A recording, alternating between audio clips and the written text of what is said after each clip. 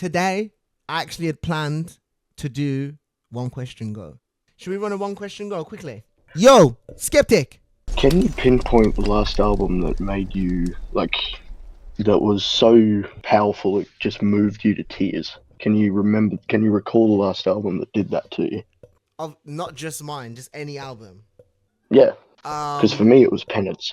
Oh, for real? Okay, okay. Yeah, no, I'll explain why in a minute. I'd say Penance was, when I listen back to Penance, I can't help but feel really emotional, definitely. And I wrote it from an emotional angle, and like that was my approach of it anyways, to be emotional. So I'm glad other people that listen to it pick up that vibe, because that's exactly where I was coming from.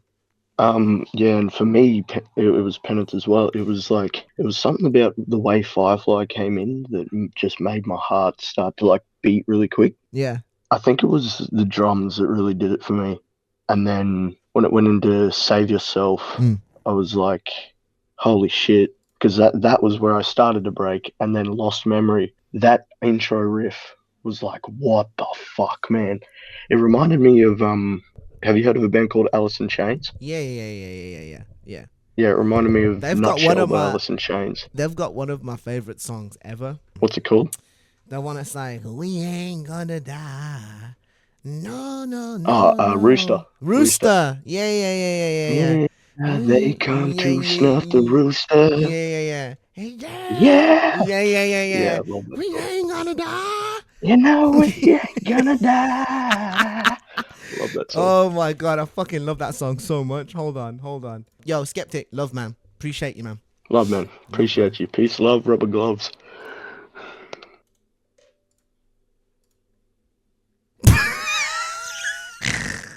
Bro got me. He got me. Hey, listen, he got me. Yo, Seb, well go on, man. My question. Very, very generic to do it, but I really gotta thank you for your music, bro. My heart is pumping. I did not expect to get. You, bro. I appreciate you, man. Bro, your music has helped me so fucking much through anything from addiction to depression to breakups to like difficult times in families. Just so much. It's so cathartic to listen to your music. And appreciate. I don't know. You're such a conveyor of so much emotion that is difficult to pinpoint and to put words to. So to hear you express a lot of it, it's just, yeah, it's golden. Like you can't put words to it. Hey, bro, I appreciate, man. I appreciate you, bro. Man. No, for real, man, for real. Damn, I really forgot my question. So I started listening back when Infinity dropped, dropped like right before it, and obviously your sound changed a lot, but it still stayed very true to you. I guess how has your approach changed throughout? Like if you compare Infinity to Penance or some of the latest projects that you dropped, what's been the biggest changes in your approach in music? That's actually a good question. I think each cook and each era has its own approach that kind of just develops off the back of the last one. So the approach with Infinity is kind of off the back of the approach I had for the singles. When I say the singles, I'm talking about I did I Need Space, Madman, Tell Me You Love Me. I did those songs, and those songs were very much like freestyles. So for the album Infinity, I wanted to lock a little bit more in on the lyrical content and kind of say a bit more.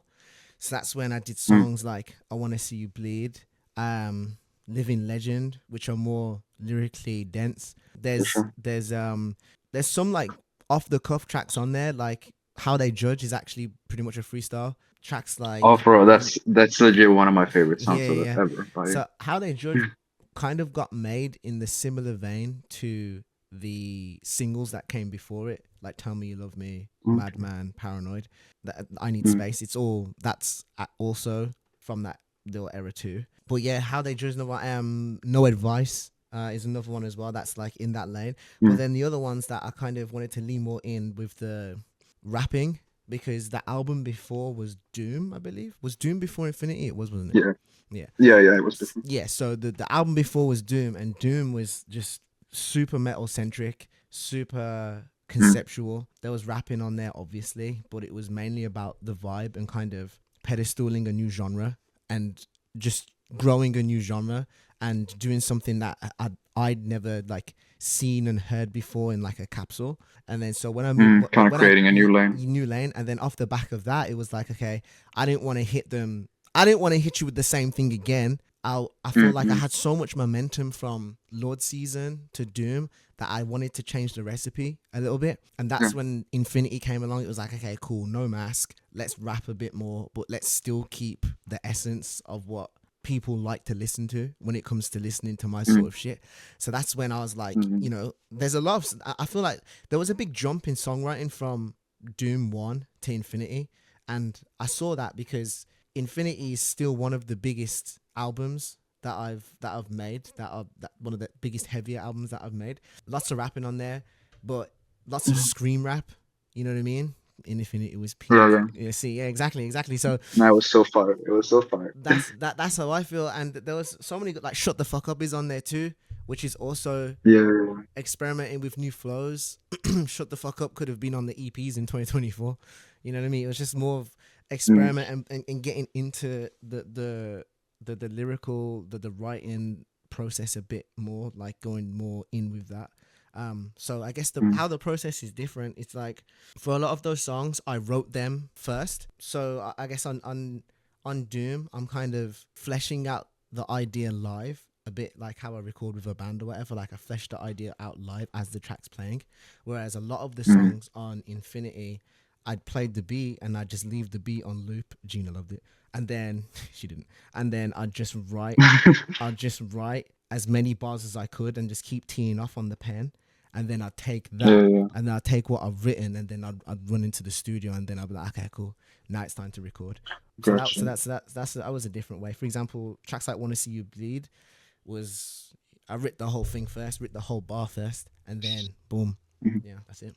And then you just laid it, or that's it. Yeah, just went in there, laid it. Those songs I usually write the rap and then I scream it. So I write, it's like, so you could basically, tracks like I Want to See You Bleed and Living Legend are rap songs, in my opinion, like rap and grime tunes. No, for sure. But what I did was I then took it to that SCARLXRD space where, you know, the harsh vocal, scream vocal, then I can do more drawn out flows that would sound stupid if I rap them. You know what I mean? So then you take them over there and then boom. That was a good ass answer, bro. Nah, I appreciate you, man. No, it's good. It's good. It was a good question, man. I appreciate it, man. Nah, I appreciate you, bro. Thank you for everything. Peace, love, rubber gloves. Tony. Yo, I've been listening to your shit since I was like 16, and now I'm like 24, man. So I just want to say I really appreciate you for carrying me through my life, man. Man, I appreciate you, bro. But you're making me sound hella old, my G. I ain't gonna cap, man. My fault, bro. Now you good, bro. You good, So my question is, I've noticed, like earlier on in your career, you're like, how do I put this? It's like you were very like, I don't want to say closed off, but you were very like reserved to yourself, like were and you were rapping in like your lyrics too, and like and now it's like you're very open. You know, we're getting like some key inside shit, and I just want to know like what changed. Like, do you contribute that to just getting older, and just changing your views and whatnot? Good question, man. It's a mixture of both. I think when I first went into music, it was so overwhelming, the response when it started to take off, that I just couldn't do it. I couldn't do it, man. I couldn't deal with like it was just sensory overload. I couldn't deal with everybody giving me their opinion, what they liked, what they didn't like. It was just it was just overwhelming. And I felt the only way to deal with that was to just go back and cook and just do what I like to do, which was make music and make art. Because I just felt, you know, I was a bit, I don't want to say afraid, but I was a bit apprehensive about getting lost in the sauce. Because it wasn't even just about, you know, people hating on me. It was people saying really, really good shit about me too. And I was kind of scared that I'd get lost in my own hype and distracted from my mission, which was to just, you know, be really prolific and evolve this sound and this opportunity that I had. You know what I mean? I didn't want to squander it. So I was like, well, if I see something on the internet, or if like I'm out there on the internet all the time, I'm gonna be not I'm not gonna say watering down, but it's gonna affect the outcome. And I wasn't strong enough. I guess you say I wasn't strong enough to handle that. So I remember 2018, I didn't spend a second on the internet, bro. I was just cooking, making music, dropping it. I'd get phone calls telling me it was succeeding, and that's all I cared about. It was like, okay, cool, next thing. Creative visual, okay, cool. I get a phone call telling me it's succeeding. Okay, cool, boom. Then do that. Then around like 2019, I started to get used to the level I was at. And then that's when I started to kind of get closer to my fan base, I guess you could say. And then each kind of drop or each year that passed, I kind of got a little bit more comfortable and a bit more open with communicating with the fans and communicating and just kind of seeing myself out there. I remember in 2018, I went through a period of time where like I'd sometimes come across myself and it would just like, I'd shit my pants. You know what I mean? I'd come across myself on the timeline and I'd be like, oh fuck, no, oh god, oh, what the fuck? You know what I mean? I just freak out and I just, you know what I mean? I wasn't into it. I didn't really care about the response. I cared about the outcome. As in, yeah, I wanted my music to be successful and I wanted people to fucking listen to it and I wanted to pack out shows, but that's as far as I wanted it to go. I didn't want to have a conversation about it. You know what I mean? I was too busy doing it. You know what I mean? And I feel like now I've almost mastered the juggle. I guess you could say I've mastered the juggling of, you know, like communicating with you guys and then also getting to it and cooking up. I say now, like 2025 today I'm the best at it now, like, so I'm able to juggle, you know what I'm saying? So I'm able to handle that a lot better now, you know what I mean? So that's why I'm a lot more open. I don't mind communicating. And also I also feel like the things that I've done in my career are such a milestone. I also want to talk to you about it. I love having conversations about it because for years I'm the only person that understands this in my head, and then I get on Discord and then people are giving me like takes and they're telling me like, oh, this album here, what or like this production here, or this choice that you made on this song here, and I'm like, fuck, this whole time y'all was really into it like that. Hey, my bad, you know. And I also want to communicate because I love the music I make, you know what I mean? And I'm also a fan of this shit, so being able to talk to the fans and talk to, you know, everybody about it. We troll and we take the piss and say this, that and the other, but it's, you know, it's because we all care, you know what I mean? And I'm also someone that cares about the craft and the music, so that's why I feel like I'm more open, whereas before it was just about making it. I couldn't afford to be distracted. I couldn't afford to take in outside stimulus. I didn't have the immune system. My immune system mentally wasn't strong enough it would have influenced everything I was doing, you know what I mean? For example, someone would have said, oh, yo, this is good and this is trash. And I would have been like, for a week, like, fuck, I got to change this whole thing. You know what I mean? You see it with a lot of new artists. You see them crumble.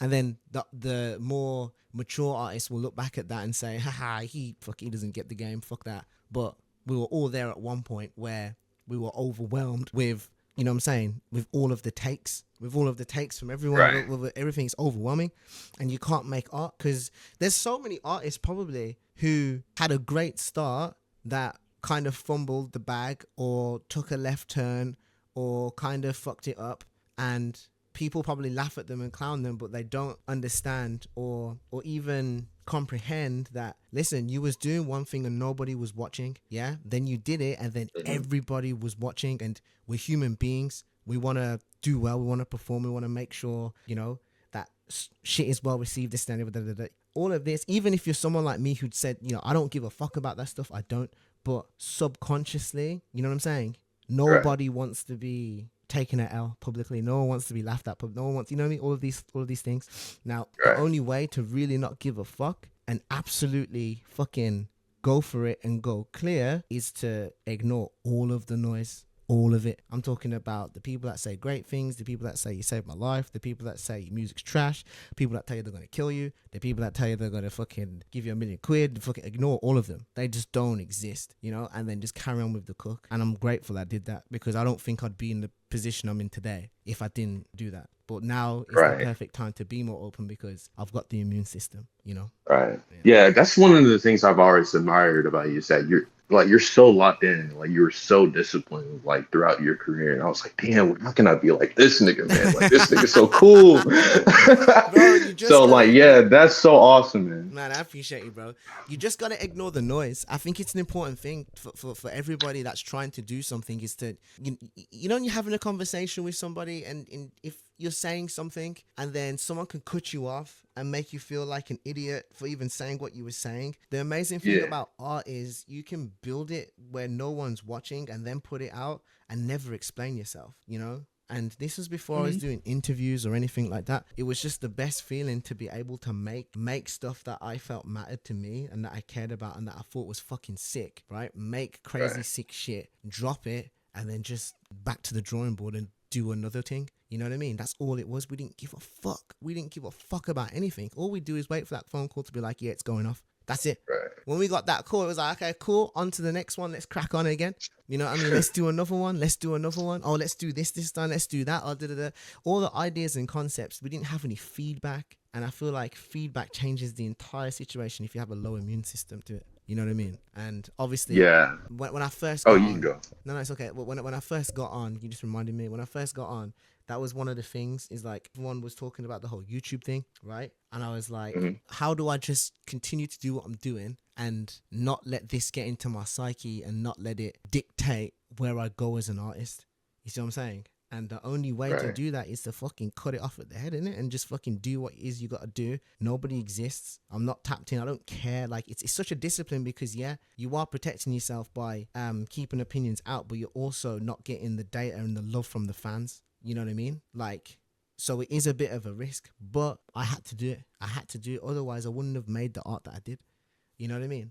Right. It's the only way. You got to cook like no one's watching. Yeah, like we see like so many like artists, and not even just artists, but like I guess you could say like athletes and stuff. They get so consumed with like the hype that they built up to where it's like once it's time to like lock in, it's like, oh shit, you're cooked. So it's like, I definitely understand. Hey, let me tell you something. If I was an athlete, I'd have a Nokia and a homing pigeon. I won't look at none of this shit niggas said about me. I won't, oh my God, press interviews. I won't do any of it. I won't be able to handle it, bro. I won't be able to handle it. I'd be like, what the he said, what about my jump? He said, what about my jump? That short ass what about my jump shot, nigga? What the fuck is my jump shot, bro? Get up on the court. Get up on the court. No, it's the championship. Get up on the court. You know what I mean? I'll be crashing out, bro. I'll be crashing out. You know what I'm saying? So, but that again, I rate them. I rate athletes so much, man, because I'm just like, bro, look at man like fucking, you know, that's obviously LeBron James, you got fucking Ronaldo, Messi, all these fucking top athletes, yeah, that people just talk shit about all fucking day with Cheeto dust hanging off their fucking mouth, yeah,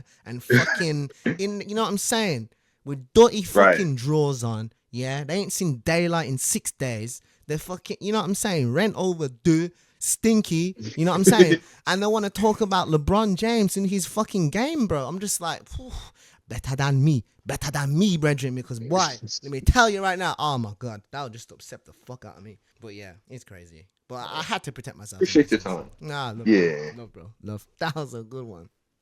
SCARLXRD went beast mode. That's the name on Discord. It's SCARLXRD went beast mode. Hello? Hello, do you have mic? Yeah, I have a mic. I've got a question. Why are you copying me?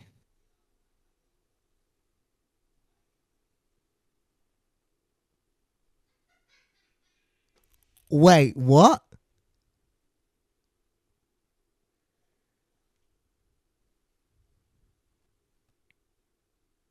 Hello? Why are you impersonating me? The accent's a little bit off, mate. I'm not gonna lie to you. Close. It is close. It is close, though. Why are you impersonating me is the real question.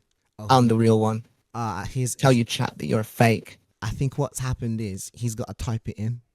So that's what's taking him a long time to, like, write it. Can you say A, B, C, D, E, F, G, H, I, J, K, L, M, N, P, Q, R, S, T? No, I'm going to type it in. T, V, W, X, Y, Z. Go on, say it. Right A, B, C, D, E, F, G, H, I, J, K, L, M, N, P, Q, R, S, T, U, V. Are you from up north with a voice changer on? The SCARLXRD voice changer? It is, isn't it? Yeah. No. Since when do I say no? No, I'm SCARLXRD. No. All right, busted. I got him! I got his ass! See? And is this ads? Yeah. Bro! Oh my God! See, I knew it. He said no. I'm thinking. Which voice changer is he using right now? He couldn't. He couldn't. Hey, ads, give me your best Brummie accent. Go on. No, I can't do it without the voice change. Yeah. He said, no, I can't do about the voice changer. Oh my gosh, we got him. Nah, I drew the first half. Though. No, you did. You had me in the first half, bro. You did. Jesus. Right, my question is though. Alright, go on. Can you send me studio acapella so I can train the AI better, please? Alright, that's enough of ads. Okay. Alright. Bro, he had me in the first half. I was like, fuck. Did they somehow load the SCARLXRD AI into this? I was like, oh fuck, I'm cooked. Yes, bro. Not gonna lie, bro. I didn't really have a question because I'm drunk as shit, but I fuck with your shit and I've worked with hella prods. Is there anywhere I can send you beats or not? Yeah, in the Discord, you're here, right here. You see the producing tag? Just, Fuck. just stick it in there. Fuck, bro. Fuck.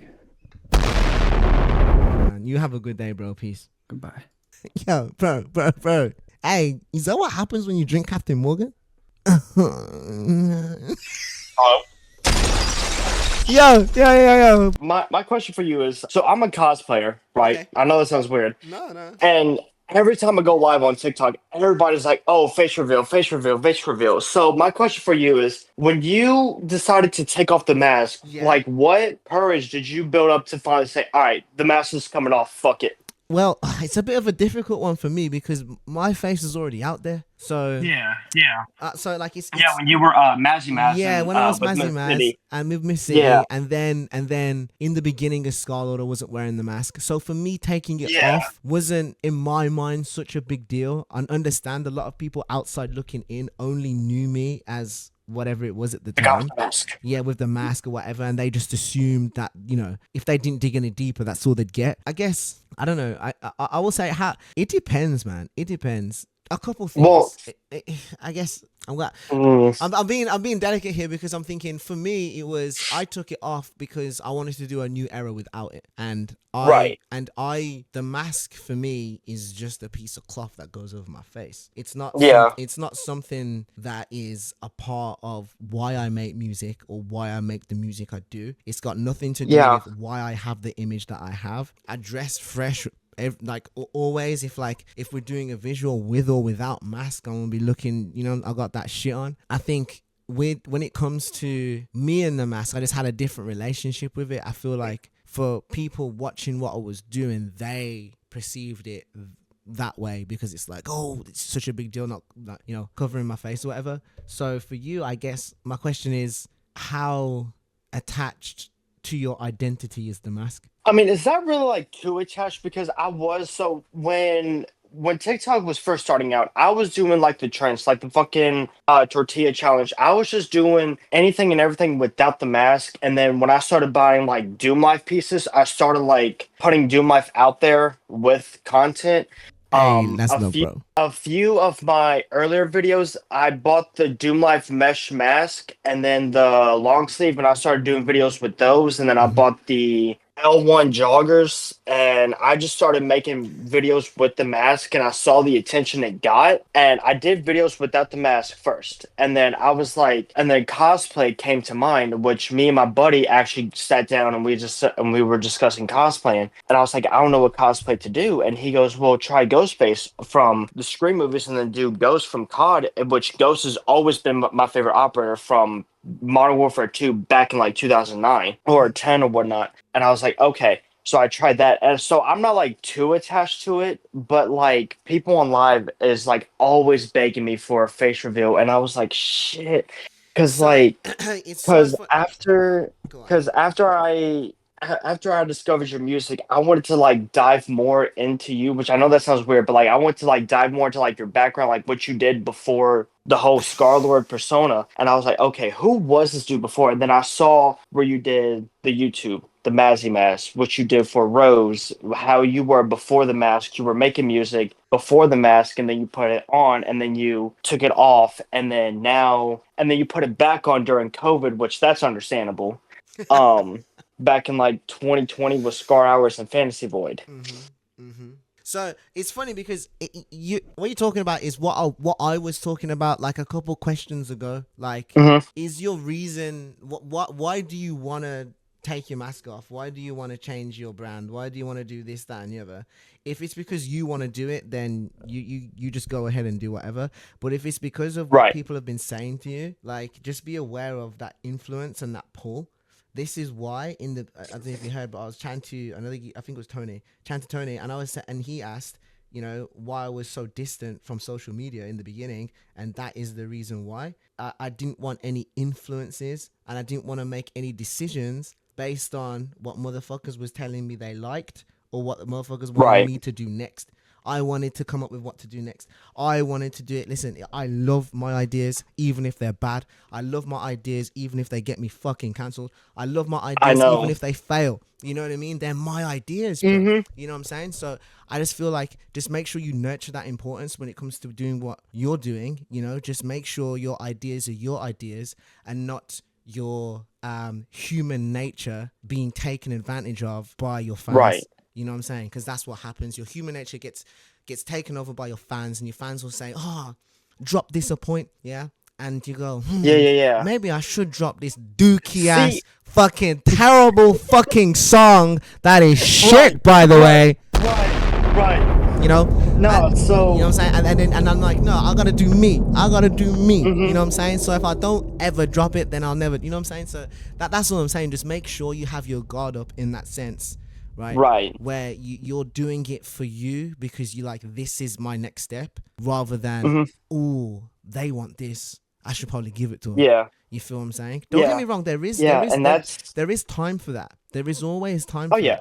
There's always time for fan service. You know what I mean? Always. But remember, they're there for you, and you know what I'm saying? And sometimes what's on the menu is what's on the menu. We're going to cry about it, but that's fine. You know, but what's on the menu is on the menu. That's it. You know, so your way or the highway, bro. But yeah, bro, listen, we appreciate you, man. Yo, what's up?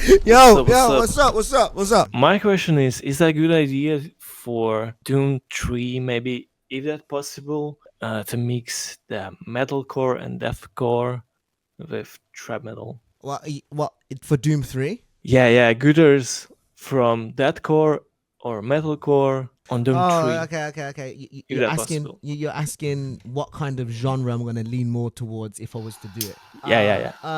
It would be. It would just be an amalgamation of fucking all the genres that I'm really fucking with. So, you know, but I like to still keep it Doom centric. You know what I mean? I don't want to have a bunch of metal tracks on there or like a bunch of deathcore tracks, because then that's just a deathcore album. That's not Doom 3. You know what I mean? So I wouldn't do that. I wouldn't do that. I got 2 short questions for you. All right, go. Like, in the past couple years, like, we've like seen you work with like other artists and stuff, like Lil Darky and like Killy. Is there any artist that like you want to work with that you haven't gotten a chance to yet?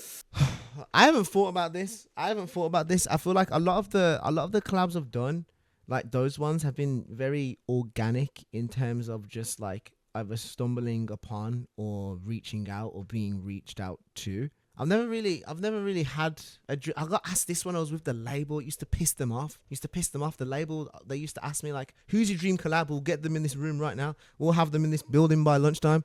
Who's your dream collab? Let's do it. And I'll be like, I don't know. You know what I mean? I'll be like, I don't know. Yeah. I don't know.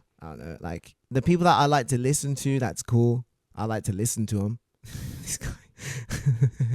But in terms of like, would I want to make a song with them? It's like, yeah, for sure. But I don't know. I just have such a vision for what I'm doing. You know what I mean? I can only account for myself. And it's like, who's my dream collab? It's like, don't get me wrong. If a legend, like for example, when Pendulum hit me up, I was like, let's cook. I was like, bro, I'm there. I was there the next day. I was early. I got to the studio before them. I was at the studio before them. I was sat there on my ass for I was there for half an hour. He said, yo, I'm rushing over. Bro, Gaza, one of the lads in Pendulum, he landed there sweating, bro. He was like, bro, we heard you were here. I was like, yeah. You know what I mean? So, you know, if I'm on other people's bucket list, I'm there all day. You know what I mean? And if they're like someone I really, really fuck with. But in terms of like me being like, okay, cool, these are like the top 10 artists I would like to work with, I feel like it's a bit, I don't think you can, as an artist, I don't think it's healthy to think that way. You know what I mean? I think you just gotta kind of Yeah. cook and make your own shit, cook and make your own shit, cook and make your own shit, and that should be your focus. And you fuck with people, yeah. And then if, you know, something naturally happens where you hit them up and you're like, oh yeah, I fuck with your shit, or like, oh yo bro, we should lock in and do something. But in terms of making, you know, like having like a Mount Rushmore of people I want to work with, it just doesn't exist. But you know, that's not to say I'm never gonna lock in with great artists, because that's always gonna fucking happen. You know what I mean? Like, Yeah. So, you know, it's just a case of, you know, whatever naturally happens. Fucking hell, look at the Marauder shit. You know what I mean? I came across him and I was like, oh my fucking God, this will be fucking jokes if we cooked. So I hit him and that was that. You know what I mean? Same with, like, I was going to say Cordell, but Cordell hit me and I was like, hell yeah, let's fucking do it. Corpse hit me and I was like, hell yeah, let's fucking do it. You know what I mean? Like, there's so many great collaborations that I've done, and so many more that I definitely will do. But I don't have like a list of, oh yeah, this, I want to work with this person.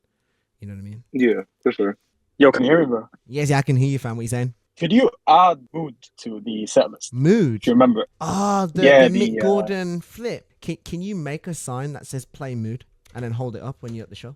Yeah, I'll be front row. Like, I'll be there. Like, yeah, all right, cool. Yeah. So you can just hang it over the balcony, or the barrier. Hang it over the barrier, and this is have it say play mood, and then I'll remember, and I'll be like, oh fuck, it's fucking Ned from the Discord, and then I'll spin it. Sapnin Nova. Sapnin. How we doing, geez? We good, bro. How are you? One of my main questions I've had, I was trying to do it on the last one. Considering the amount of transitions you've done over like the last few years from YouTube to music, and then, you know, from purely trap metal to versatile music, were there any fears you had jumping from sort of like social media to music, and then, you know, just music wise in general? Yeah, but not like real fear. You know what I mean? Nah, it's like, you know what I'm saying? I mean, just like things you know, you thought deep into. Yeah, for sure. Having that change. Yeah, for sure. I feel like anytime I felt like I was taking it a bit too seriously, I'd kind of pinch myself a little bit and be like, well, come on. It's not the end of the world to fucking, you know what I mean? To change your career. People fucking do it all the time. It was less of a big deal to me. It was more of a big deal for the YouTubers I was around, and like the team and community I'd built in YouTube. It was more for them. They thought I was insane for quitting. It's because obviously you're transitioning from one thing and dipping off of one of your like biggest basically at the time. That's exactly what it was. And they were like, why would you do that? And I'm like, why wouldn't you? Like, and I was confused that they were confused, and I was like, that's when I knew I definitely had to bounce. I'm like, yeah, you lot are psychotic. You fucking you've pedestaled this career, and you've pedestaled this fucking, bro. We make videos and put them on the internet. What are you doing? Like, it's because they forget it's a thing of passion, and obviously music for you is a passion. Yeah, exactly. And should I want to express myself? And I feel like YouTubers doing music has a bad reputation because it's like the ultimate cash grab. You know, it is, man. Like, there's so many YouTubers that, like, you know, that's like the next step. Make a song. You know what I mean? And that's cool and everything. Everyone's entitled to do what the fuck they want, but Sidemen tracks all over again. It's I didn't know they made songs. They made songs. You know, like there was a period of YouTube where Sidemen and all them fucking geezers were dissing each other. Oh, the diss tracks. I didn't even think of that. See, that it's mad because all of that is going on amongst content creators making music, right? YouTubers making music. That's what the view is, and that's the vibe of it. So should you go and do it, that's, even if it's good, even if what you did was really, really good, it's automatically met with a kind of criticism. But, I'm gonna say criticism. I'll say it's met with a you're starting from minus. You know what I mean? Say if you was to make a song and put it on the internet, you're starting from like ground floor. Whereas I feel like if someone who's already popular in another media, right, or another whatever, that's got quite a lot of fans, does something else, you're starting at minus. People think you're starting at plus because of how popular you already are. But it's really not like that. It's really not like that at all. People, you don't have the reach because the only reach you have is inside of your fan base. And then to reach outside of your fan base, you literally have to go outside of your fan base. And when you yourself go outside of your fan base, you kind of, you know what I mean? You're going, they're like crabs in the barrel. They're trying to keep you there. You know what I'm saying? Like, yeah, because you stay here doing this. You dipped one channel to make another one, didn't you? Peace. Yeah. Peace. Oh, that's the thing. Oh, that's just me though. That's just me generally. And even with the albums and how they're Yeah. so specific, and then literally the album straight after that will be just like the complete opposite. I think that's why that's another reason why the Scarlo fan base is so divided in terms of just like everybody trying to agree on something. There's a small portion of, I say, Scarlo fans that like everything, you know what I mean, and those, Me included. yeah, for sure. And me I've been included here too. for everything. Me included too, bro. Me included too. You know what I'm saying? Like, I fuck with everything I do. But there's people who it's like, okay, cool, I only fuck with the metal shit. Oh, I don't like when he Nah, I don't like when he I was speaks. gonna say I got a couple mates who are a bit like that. They only fuck with like a certain era or a Exactly. certain style, Exactly. and I honestly, I've learned to sort of take on everything. And you know, considering the shit I saw you do, what was it, all of 2024, the fucking variety that came from The 10, EPs, I the actually, the EPs was something that during a really good, like, I say good, it was during a really fucking long time of my life, and I fucking loved all of them. I just couldn't stop listening. Yeah. I mean, it's your love, man, but it's just fucking. I think a lot of people that are afraid to switch it up are already doomed. Like, if you're too afraid to switch it up to the point where you don't listen, switching it up is, you're gonna feel apprehensive about it because you're going into the unknown. I'm not saying don't be scared, but if you're scared into staying still and you're scared into not changing, that's when it's like, you know what I mean? You've kind of cooked yourself already. It's because it's jumping that ship to start a new thing, and if you don't do it, you're gonna be stuck in quicksand for the rest of your life. Yeah, exactly. And also, how do you know if you've got any balls or not? That was the one thing that was plaguing me. I was like, if I don't do it, I'm forever gonna look in the mirror and see a massive pussy, massive fucking pussy. You were too pussy to try your career, bruv. You were too pussy. Yep. And that's what I see every day. And I was like, nah, I ain't having that. So I just try as hard as I can. the way you've put that has genuinely, like, the way I've been looking at all that, the photography shit I'm trying to do at the moment. Yeah. Bro, just because I want to try and fucking shoot shows. I want to fucking shoot people. All these fucking. Well, you want to do what? Shoot people, bro. Whoa! I want to shoot 4 people. I want to shoot 4 shows, not shoot them. Yeah, no, I know. We're being silly. We're being silly. But nah, listen. You just gotta go for it, my guy. That's what I'm trying to do. I did shoot for an underground show a few days ago, so it's getting there. See, that's it. It's just, listen, you just gotta go for these things. You know what I mean? You just gotta throw your fucking heart over the hat bar. in the ring. That's it. Throw your heart over the bar, and then your body will follow.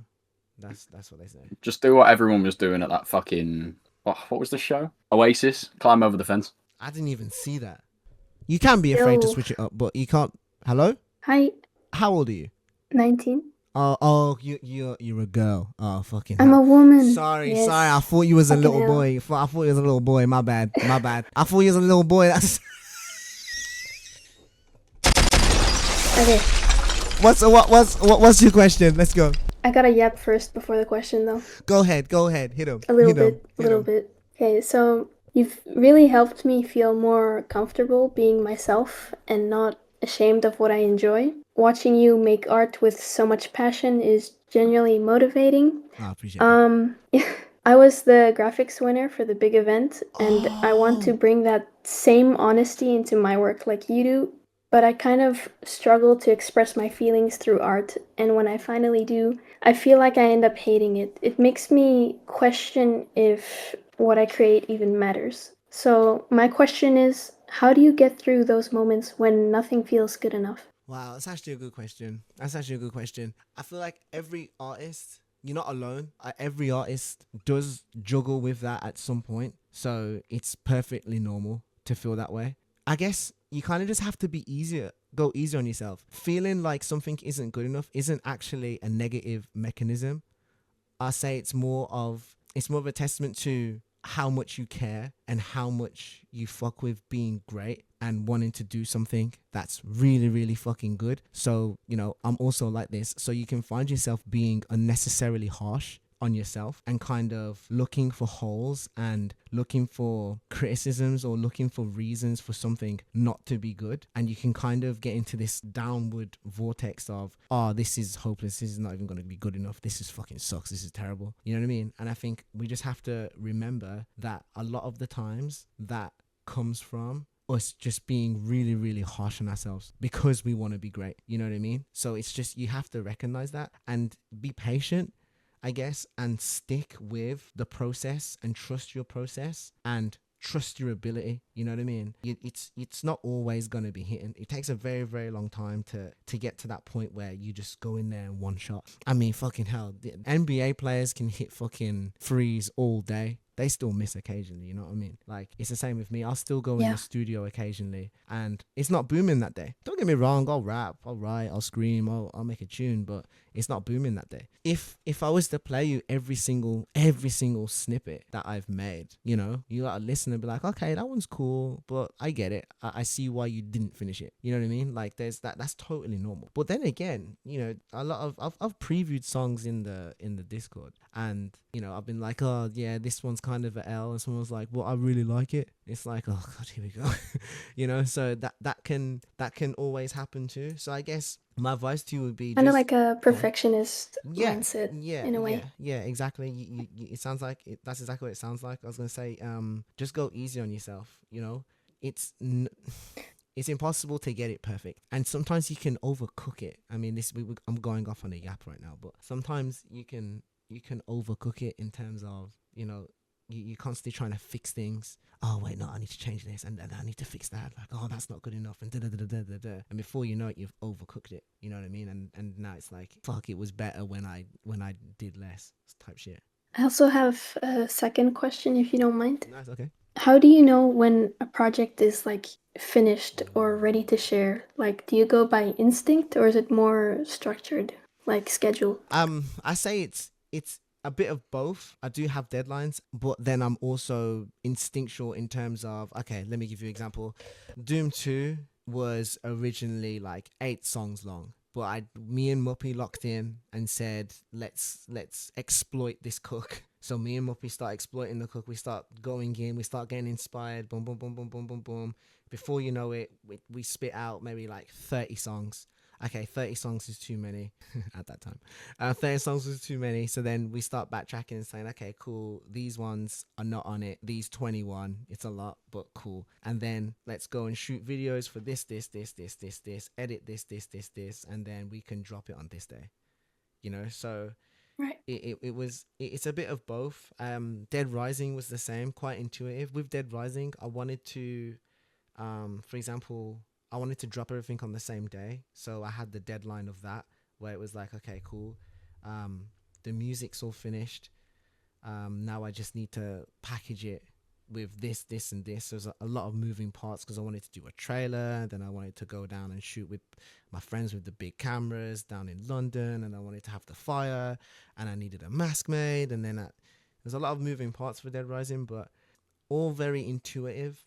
And then the deadline, you know, I had a deadline of like, okay, by the end of this month, let's see where we are. And then by the end of that month, it could be like, oh, we need a couple more weeks. Okay, perfect. By this day, everything should be completely done. Lock it in for that day. Start promoting it, lock it in for that day. And then, you know, work towards that every day. So it's a bit of both. It's intuitive, but there's also a deadline, if that makes sense. Right. Lastly, you should drop So Bad. So Bad. Okay. Yes. Fire. I will. Hey, we appreciate you. Yo. Listen, keep winning. Yo. Hello? Yes, man. What's up? Hello? Nice to talk to you. That ain't your real voice. That ain't your real voice, bro. Much like the guy you spoke to before. Man, this ain't your real voice, bro. Stop. Say drop after drop. For fuck's sake. Okay. Drop after drop. Drop after drop. Is that good? What's your question? What's your question, bro? Okay. My question. So I was gonna ask, how are you dealing with Corpse's hiatus? Because, you know, I really respected the guy. I know you dropped songs with him. I didn't know if you were like friends with him at all. Yeah. Go on. What's your question? I asked how it's made you feel. Oh, his hiatus. How's it made me feel? Well, I spoke to him yesterday. We were on the phone. Oh. We were on the phone for 1 hour and 34 minutes. Holy fuck. So we had a proper yap and catch up. So how am I dealing with his hiatus? I don't know. There kind of isn't one. Right. Well, Let me find another question then. Shit. What would your Pokemon team consist of? My Your Pokemon favorite team. Pokemon team. Oh, okay, Yeah. perfect. Mew 1, Mew 2. Right. Chill. Mew 1, Mew 2. Fucking Hitmonchamp, Charizard, Valid. Venusaur. You'd have Charizard and Venusaur. Yup. That's only 5 though. We need one more. And is it 6? Oh, okay. No, Yeah. I used to have the poster, the 100 and the 200 Pokemon poster. Look at me googling. Fake fan. Let's keep it balanced then. Let's say you can have one starter and one legendary. You can't have both Mews. Mewtwo. So you have a Mewtwo. With a thick Charizard thighs. or Venusaur. Yeah. And then fuck it, Mewtwo, Charizard, and then I'm gonna go for Jigglypuff. Yeah. Let me land. Jigglypuff. Nah, go on. And then Dragonite. Okay, valid. Dragonite. I'm gonna go Dragonite. So you got Mewtwo, Charizard, Hitmonchan, Dragonite, Jigglypuff. That's only 5. Oh you fuck! need I need one more. Snorlax. Grr. Snorlax, fucking valid as shit. Snorlax. Man, you're unlocking memories for me right now. Oh my god, the electrode, the electric ones. Electrode, yeah. Yeah, electrode. And then there's the magnet looking ones. Magnemite. So you got Magnemite, Magneton, and Magnezone. The fucking the one with the rock with the arms. The rock with the arms. Golem. Geodude. Geodude. Geodude. He's hard. You don't fuck with Geodude. He is hard. And Man like Brock. Man, who's the guy with the skull on his head and he's got the bone? Cubone. Cubone. And Marowak. Cubone. Whoo. Yes, bro. I've been trying to get in here the last like three questions ago. Hey, listen, Discord. we're popular, man. You know what I'm saying? Lord fam. Favorite horror movie, if you have one. Ooh. Oh man, that's such a good one, bro. Because there's so many solid ones. Okay, I can't just give you my favorite horror film. We're gonna have to go on a yap session about horror movies. If we're talking new school, we're gonna talk about Longlegs. What about Hereditary, man? Hereditary also, yeah, 100%. Hereditary, Longlegs. We got The Conjuring. We're leaning. You know what I'm saying? If we're talking horror films, you said The Thing, Videodrome. Oh my fucking god, this fucked, bro. It's so fucked. This is the horror film. I say The Substance, Longlegs, Hereditary, bro. Watch Existence. I watched this film so many. I had a portable DVD player, and I used to steal my mom's DVDs, and she had a bunch of, I shouldn't be watching this as a child, but fuck it. I think The Nun's fantastic. Prometheus is hard. Look at the aesthetics, my man. Hey, bro. Listen, I'm gonna have to let you go because I need to lock in and play some Crash in a second. So, listen, I appreciate you, bro, and we had a good yap about the movies. Really appreciate it, my bro. Holy shit, we need to do a list, or I need to do you a list of movies that I'm fucking with, because we were just yapping then, but it just got my brain going. There's so many fucking good ones that I really like. A lot of good movies, man.